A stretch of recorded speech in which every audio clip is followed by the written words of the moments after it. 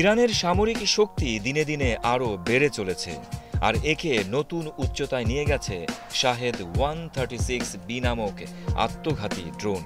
এই ড্রোনটি শুধু ইসরায়েল নয়, তেল আবিবের মিত্রদের জন্যও আতঙ্কের সৃষ্টি করেছে। কিন্তু কেন এই ড্রোন ইরানের জন্য এত গুরুত্বপূর্ণ এবং এর বিশেষত্ব কি? শাহেদ 136B ড্রোনটির পাল্লা 4000 কিলোমিটার, যা একে অন্য সব ড্রোন থেকে আলাদা করে তোলে। এই পাল্লার কারণে এটি তেহরান থেকে প্যারিস পর্যন্ত পৌঁছতে পারে। এমনকি এটি ইসরায়েল সহ ইরানের অন্যান্য শত্রুদের জন্য একটি ভয়ঙ্কর বিপদ হয়ে উঠেছে।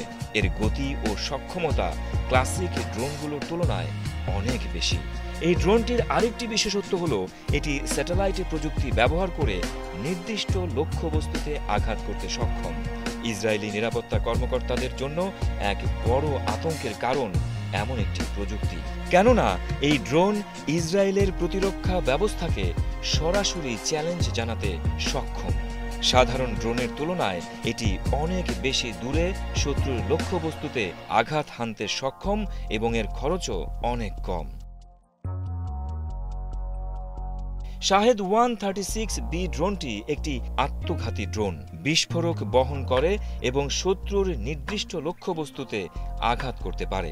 এতে রয়েছে 50 কিলোগ্রাম ওজনের একটি শক্তিশালী ওয়ারহেড। ক্রুজ ব্যালাস্টিক ক্ষেপণাস্ত্রের তুলনায় এই ড্রোন অনেক কম খরচে শত্রুর দূরবর্তী লক্ষ্যবস্তুতে আঘাত করতে সক্ষম। পার্স টুডে এর প্রতিবেদনে বলা হয়েছে, শাহেদ 136B ড্রোনটি শুধুমাত্র যুদ্ধক্ষেত্রে নয়, বরং শত্রুর দূরবর্তী স্থানে আঘাত করার জন্য অত্যন্ত কার্যকর। এর গতি এবং আক্রমণের ক্ষমতা ইরানকে একটি অত্যন্ত শক্তিশালী সামরিক শক্তি হিসেবে প্রতিষ্ঠিত করেছে, বিশেষত যখন ইরান এমন শক্তিশালী শত্রুদের বিরুদ্ধে লড়াই করছে। ইসরায়েলি নিরাপত্তা কর্মকর্তারা জানিয়েছেন, ইরান দীর্ঘদিন ধরে কম খরচে অত্যন্ত কার্যকর সামরিক শক্তি তৈরি করে আসছে।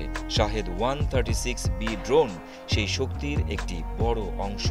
এই ড্রোন ইরানকে আন্তর্জাতিক অস্ত্র উৎপাদনে একটি শক্তিশালী দেশ হিসেবে প্রতিষ্ঠিত করেছে। শুধু ইসরায়েল নয়, শাহেদ 136B ড্রোনের সাহায্যে ইরান পারস্য উপসাগরীয় দেশগুলো, উত্তর আফ্রিকা, এমনকি ইউরোপের অন্যান্য শত্রুদের লক্ষ্যবস্তুতে আঘাত হানতে সক্ষম।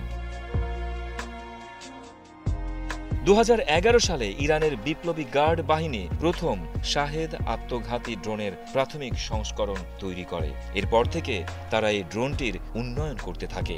এখন তারা শাহেদ 136B এর মাধ্যমে সামরিক শক্তির এক নতুন উচ্চতায় পৌঁছেছে।